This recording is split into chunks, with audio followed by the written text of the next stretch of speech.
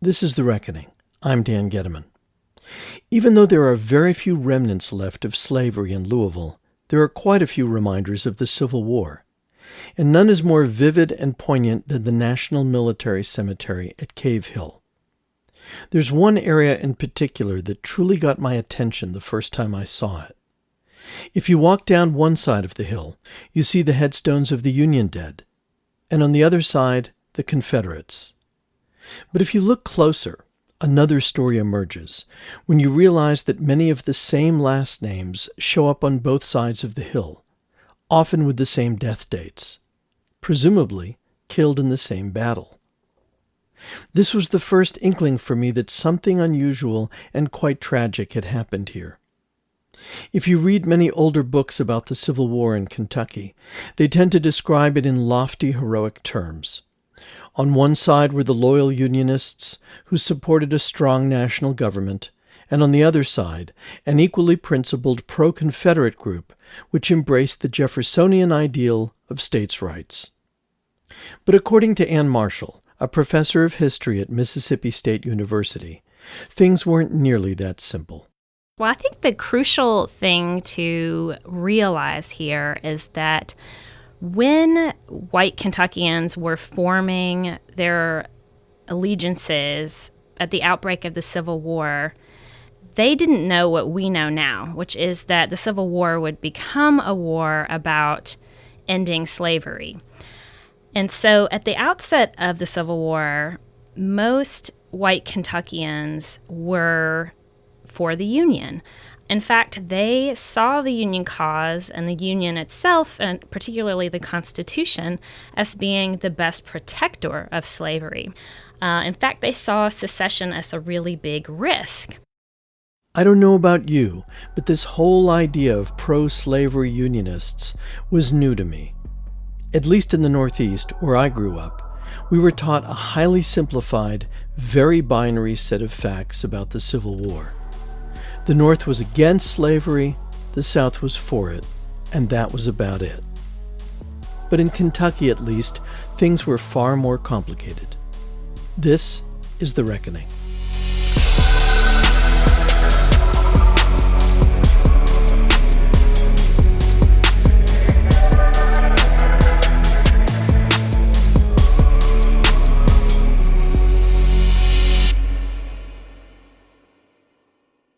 By and large, Kentuckians were not big fans of Abraham Lincoln.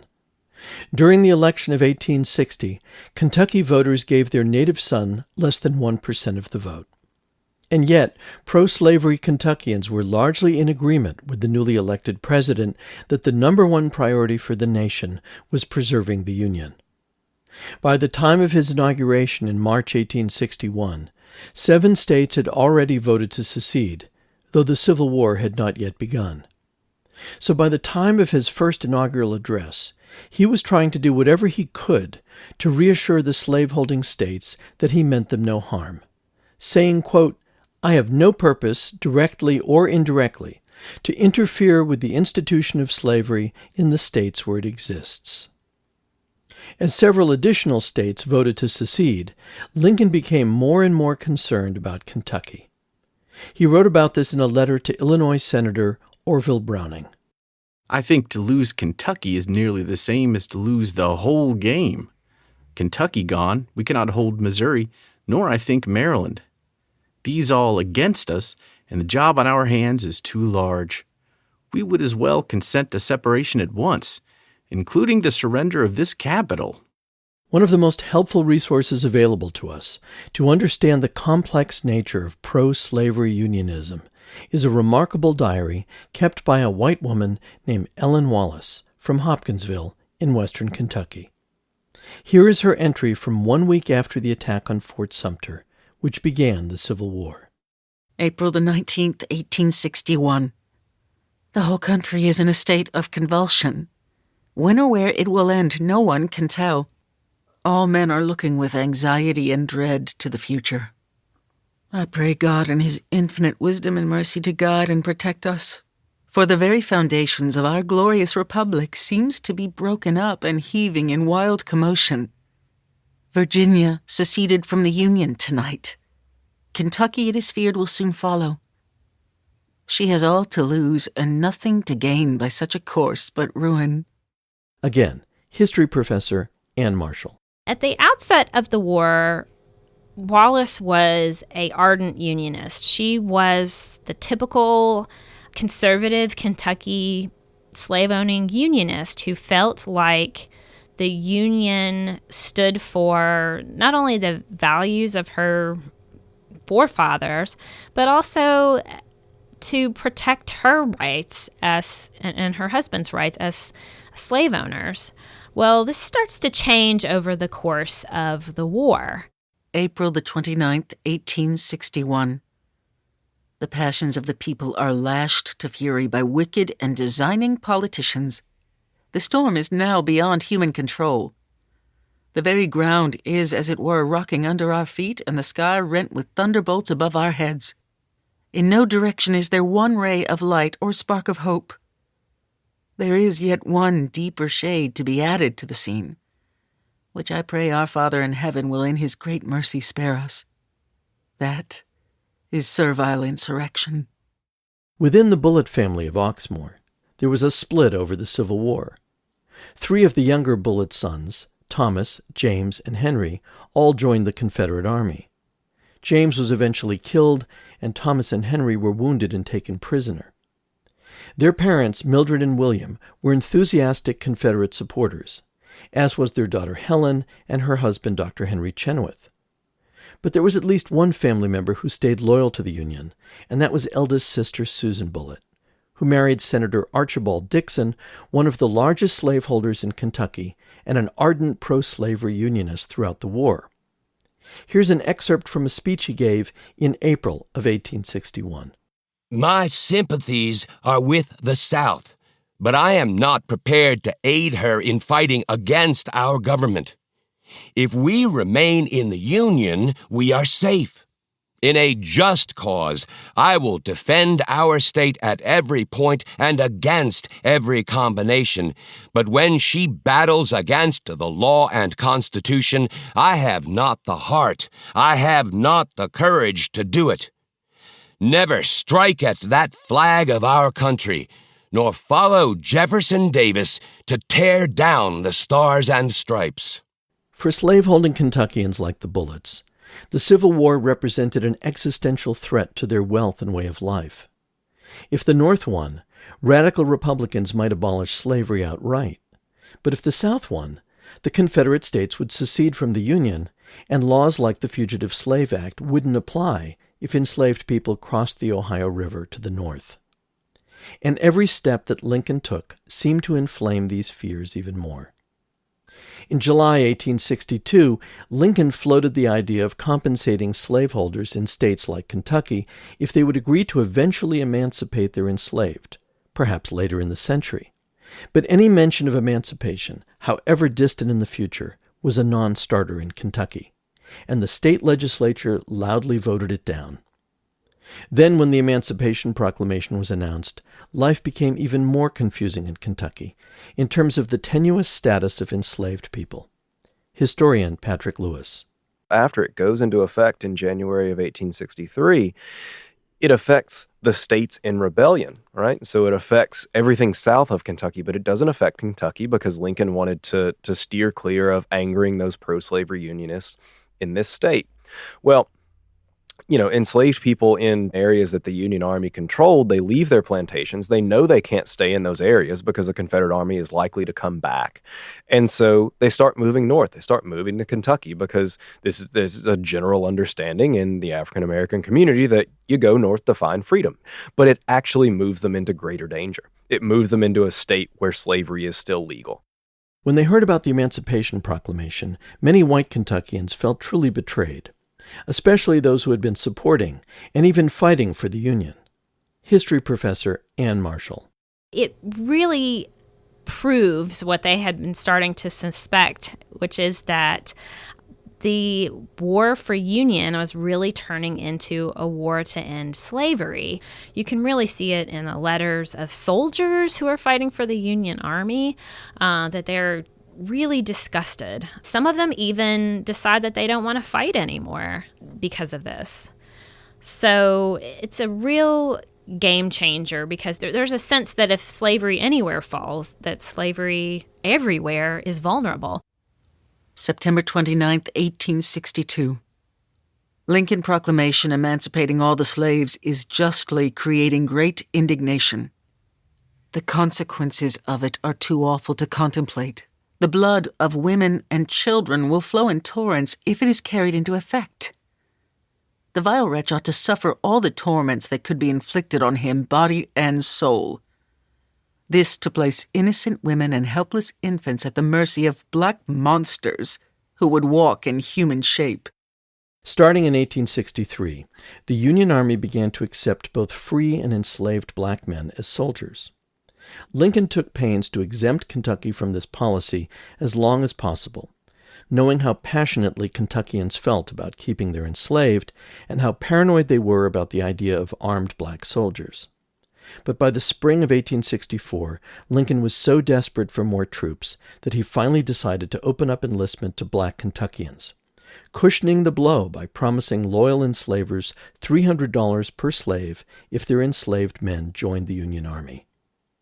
Thousands of enslaved men answered Lincoln's call, and a handful of them left behind their written and transcribed memories of this time. In their words, we can hear a combination of hope, pride, and underlying fear, sometimes all at the same time.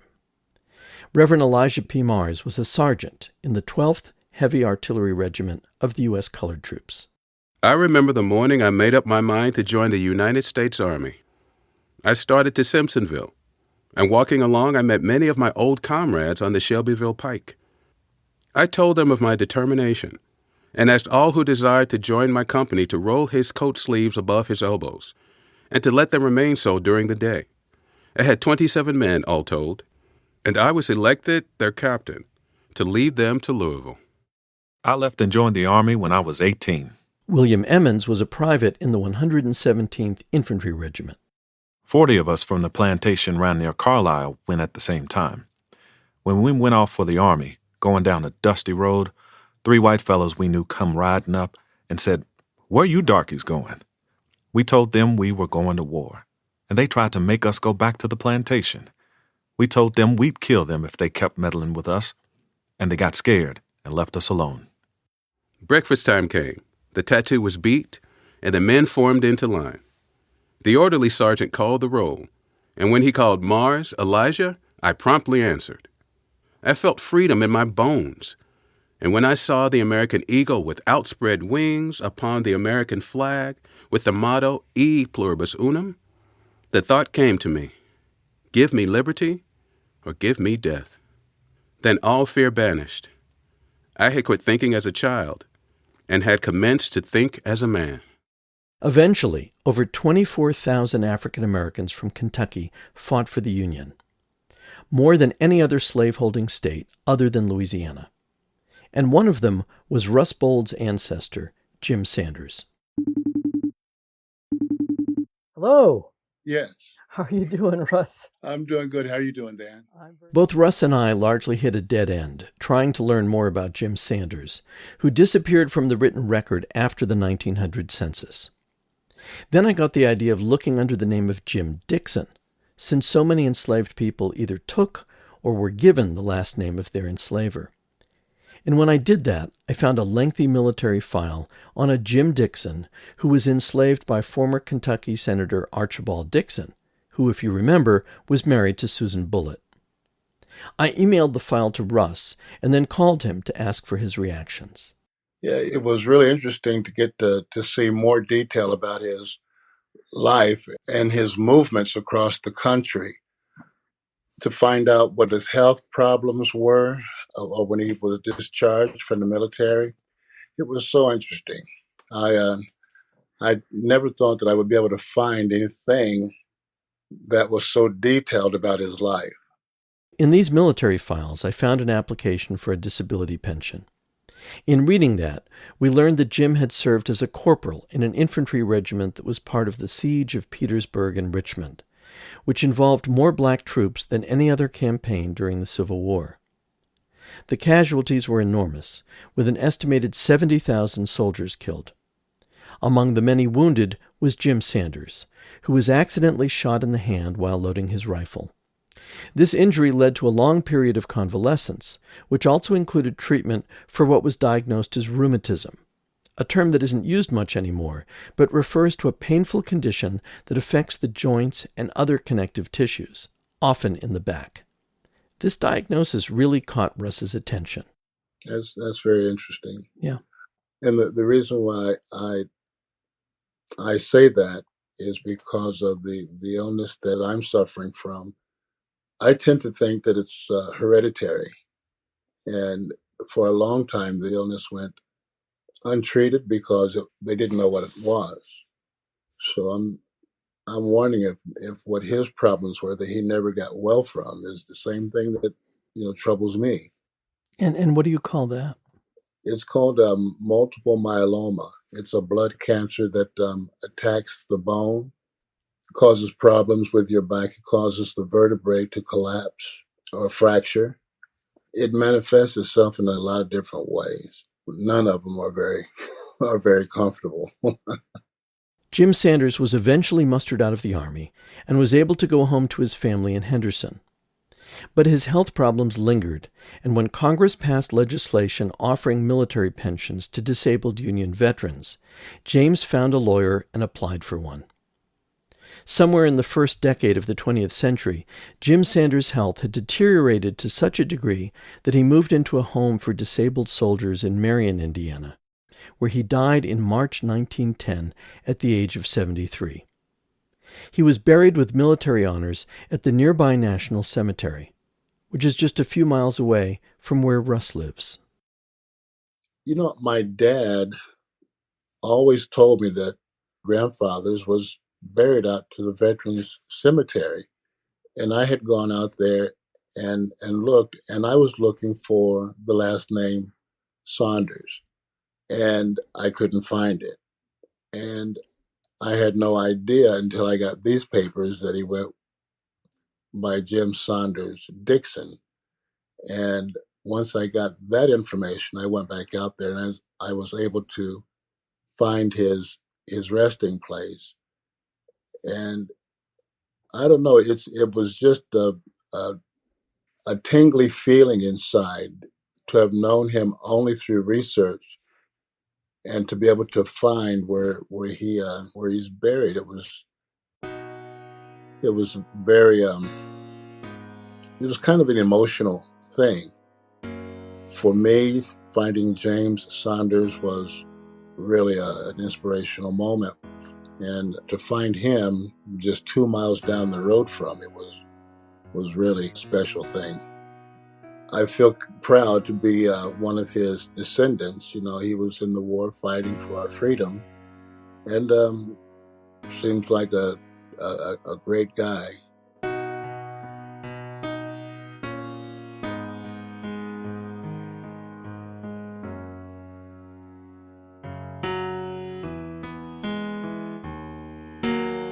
While Lincoln's policy of allowing black soldiers may have served the short-term needs of the Army, it gravely harmed any remaining goodwill toward the Union among white Kentuckians, even those who had previously been strong supporters. We can hear this clearly in the diary entries of Ellen Wallace, a slaveholder from Hopkinsville, Kentucky. December 25th, 1863. Lincoln has trodden underfoot the laws of our state and usurped entire control. He has made the Negro master of the white man as far as his power goes, putting arms in their hands, stationing Negro pickets at the toll gates and bridges, where they defy their former masters to pass on peril of their lives. The white man has to turn his horses and obey Lincoln's Negro troops with clenched teeth. They feel that Lincoln is indeed a greater traitor than Jeff Davis, because he pretends to support the Constitution by the very means he takes to destroy it. We look upon him as a wretch, only fit to rule over the most degraded part of the Negro population. The conscription of enslaved men into the Union Army was not only disturbing to white civilians like Ellen Wallace, it also enraged many white Kentuckians serving in the Union Army, some of whom spoke out publicly against their commander-in-chief, Professor Ann Marshall. Frank Walford was a colonel in the Union Army, and he is probably the preeminent example of someone who was disgusted with Lincoln's actions. And so he stands up and gives what people reported as being a nearly 4-hour-long speech, a tirade against Lincoln. And this eventually gets back to Lincoln, and Wolford gets a dishonorable discharge. But a couple decades later, Wolford is one of the only Union officers from Kentucky to be accorded his own monument. Although enlisting black soldiers into the Union Army was deeply unpopular with white Kentuckians, it had a major effect on enslaved families all over the state. Again, Ann Marshall. In 1864, when the Federal Army starts to enlist African American soldiers, this provides a huge opportunity for enslaved Kentuckians. If you could prove that you were, in a de facto marriage and had children, enlisting men could gain freedom for themselves and for their wives and their children by joining the Army. This new policy was a mixed bag for enslaved Kentuckians. It created a loophole for them to be freed, but because slavery was still legal in the state, it presented real dangers for the wives and children of black soldiers if they chose to leave their enslavers and follow their men to military outposts. They could be arrested by slave patrols along the way, and they were at the mercy of whatever commanding officer was in charge when they got there. Nonetheless, thousands of families, like that of Joseph Miller and his wife Isabella, headed to the freedom and safety of the Union camps. Joseph and Isabella had been enslaved by a man named George Miller in Lincoln County, Kentucky. When I came to camp for the purpose of enlisting, about the middle of October 1864, my wife and children came with me, because my master said that if I enlisted, he would not maintain them, and I knew that they would be abused by him when I left. I had then 4 children, ages respectively 10, 9, 7, and 4 years. Miller and his family traveled to Camp Nelson in Nicholasville, Kentucky, where roughly 10,000 formerly enslaved African Americans would eventually enlist in the Union Army, many of them bringing their families. In late 1864, the camp's commander, General Speed Fry, decided these families were no longer welcome. Gettysburg College history professor Jim Downs. One morning in November of 1864, it was a particularly cold morning. Joseph Miller would later recount in an affidavit. He was woken by a mounted guard, a Union soldier, who said that the refugee camp was ending and that all of the freed people were expelled from the camp. My little boy, about 7 years of age, had been very sick and was slowly recovering. About 8 o'clock Wednesday morning, November 23rd, a mounted guard came to my tent and ordered my wife and children out of camp. The morning was bitter cold. I told the man in charge of the guard that it would be the death of my boy. I told him that my wife and children had no place to go, and I told him that I was a soldier of the United States. He told me that it did not make any difference. And the Union Guard, who is often sort of remembered as the sort of saviors of the freed people, as the people who were there to end slavery, pointed a gun at him and his family. And they said, if you don't leave now, I will shoot every last one of them. On being thus threatened, my wife and children went into the wagon. My wife carried her sick child in her arms. When they left the tent, the wind was blowing hard and cold, and having had to leave much of our clothing when we left our master, my wife and her little one was poorly clad. I followed them as far as the lines. The families were driven out of the camp and their cabins destroyed. Over 100 refugees, including Miller's son, died in the coming days, and the tragedy became a national story. The policy was eventually reversed, and barracks were built for the soldiers' families. But sadly, this was not the end of the tragedy for Joseph Miller. One by one, each of his children slowly died. Then his wife, Isabella, dies. And then within 2 months, he dies. So between November of 1864 and January of 1865, the family was free. because they escaped from slavery, but they died in this transition from slavery to freedom.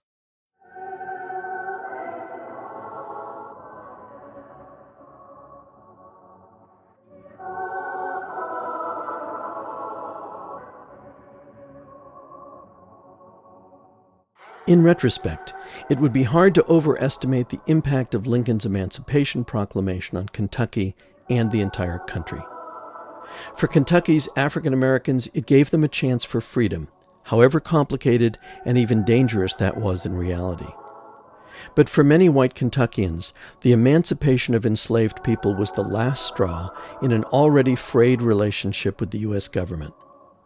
For some, it inspired distrust and resentment against that government for generations to come, and inspired deadly hatred against the formerly enslaved once they could no longer be considered property. Next time on The Reckoning, the war might be over, but the violence against Black Kentuckians had only begun.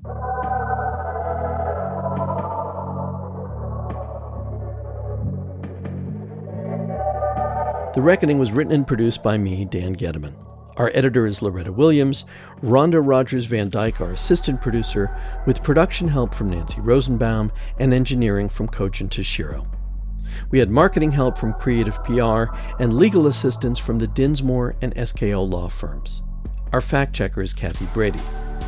The music heard in this program was composed by Ja'Cory 1200 Arthur.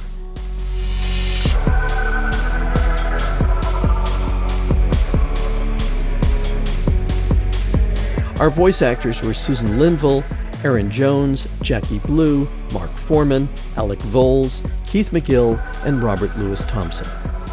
We had research help from Penn Bogert, Dave Morgan, Shirley Harmon, Tom Owen, James Pritchard, Jenny Cole, as well as Professor Deontay Hollowell and his students at Spalding University. Our series was produced in partnership with Louisville Magazine and Louisville Public Media. Our thanks to Josh Moss at Louisville Magazine and Stephen George and Erica Peterson at Louisville Public Media. Major funding for this series was provided by the Community Foundation of Louisville, the Norton Foundation, the Snowy Owl Foundation, Eleanor Bingham Miller, Emily Bingham and Stephen Riley, Victoire and Owsley Brown III, Nina Bonney, and Gil and Augusta Brown Holland. Special thanks to the Filson Historical Society, Dr. George Wright, Walter Ray Watson, Cheryl Duvall, and especially to Val Jones. Our deepest thanks to the Johnson, Bolds, and Stites families for letting us into your lives. If you missed any part of this series or want to hear additional episodes that dive even deeper into this subject, please subscribe to our podcast by visiting reckoningradio.org, where you can also find a detailed bibliography, free educational curricula, and over 100 oral histories of formerly enslaved Kentuckians. That's reckoningradio.org. Thanks for listening.